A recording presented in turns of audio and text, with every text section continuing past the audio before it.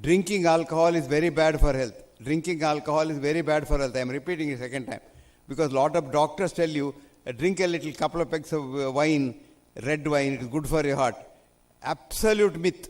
There's nothing. Even a drop of alcohol is not good for health. I am not saying a drop of alcohol is bad for health, but there is no evidence to say that even a drop of alcohol is good for health. Alcohol is not good for health at all. Alcohol damages the liver, of course, first. Alcohol damages the heart irreparably. That's what's called alcoholic cardiomyopathy, which is a very dangerous disease. Man drops down dead. But that cannot be corrected at all. There's no treatment for that. And then alcohol is bad. 2. Tobacco is an enemy number 1. 3. Having friends, relations, and happiness, and the more number of friends and relations you are happy with, longer you live, healthier you live, happier you live. So only 3 things. A, don't drink alcohol. B, don't smoke. 3, have lot of friends. Talk to them daily. Make them happy. Make another person happy. You will be happy. How to be happy? Christina, an American poet, has said, if love is what you give away, love is what comes back each day like a mirror. So if happiness is what you give away, happiness is what comes back each day. Supposing I give a lot of happiness to Shah Sahab, happiness will come to me from someone else. Shah Sahab will be happy because of me, but I will be happy because of someone else. Gratitude is the biggest thing. That's the Indian philosophy also says that. Sorry, this is the Delhi weather.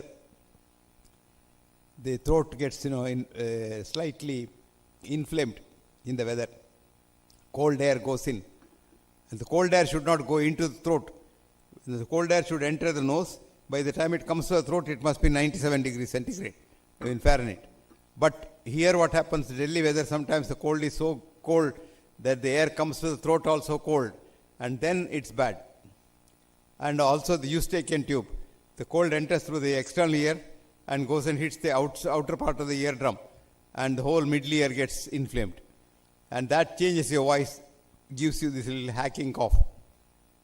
Number 3. So 3 things came out in this study. 3 things. A study of 90 years. No study has been done in...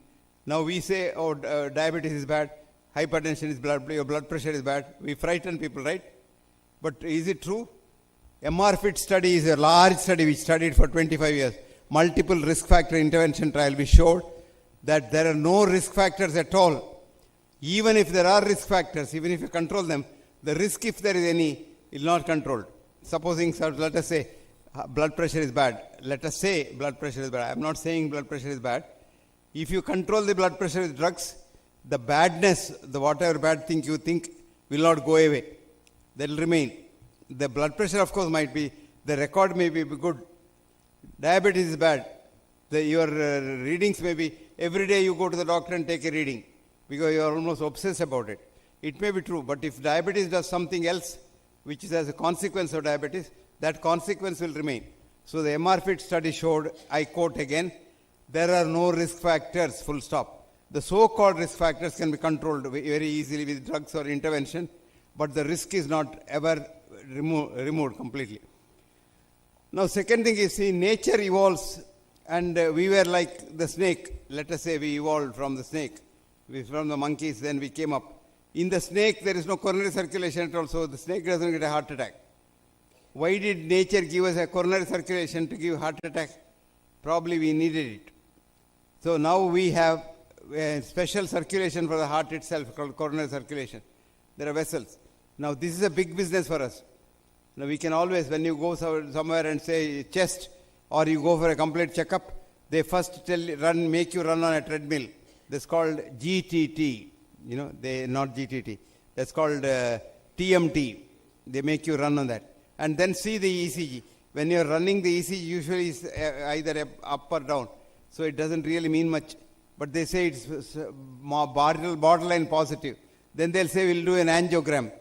Absolutely no idea, because angiogram is not a diagnostic test of anything. Because even school-going children, if you do an angiogram, they will have blocks. But once you are doing an angiogram, they see a block and then frighten you and say, look, you have a block in this vessel. So I can't even let you go home. You must have an operation right now, or you must have a stunt. I call it a stunt, not stent. Right now. Then you say, why doctor, I have to go home and come. No, I can't assure you. You may go home, but I can't assure you that you will come back alive. But if I'll tell you one very simple method to get out of that. You simply tell them, doctor, I'm sorry, I don't have the money. I'll get some money and then come back. They won't touch you. Then they'll say, don't worry, you can get some medicines, it's all right. But otherwise they'll say, okay, he's from EMA, then 10 lakhs is nothing, so I must bakrafy him and get him and then do an angiogram and do it. Because how many people in India can afford 10 lakhs? And they frighten the wives first. They say, look, your husband's condition is very, very bad. Then she'll say, okay, I'll sell my Mangal Sutra and also get an angiogram done. So angiograms are done left, right and center for people. A lot of people send me an angiogram and say, now tell me what's to be done. So I tell them, I don't know what to do for the angiogram, but I know what to do for your father or mother, but I must examine them first. You see, today clinical medicine has died. You go to the doctor, nobody examines you. They just write tests, a battery of tests, and then write about 100 medicines. It's like a laundry list.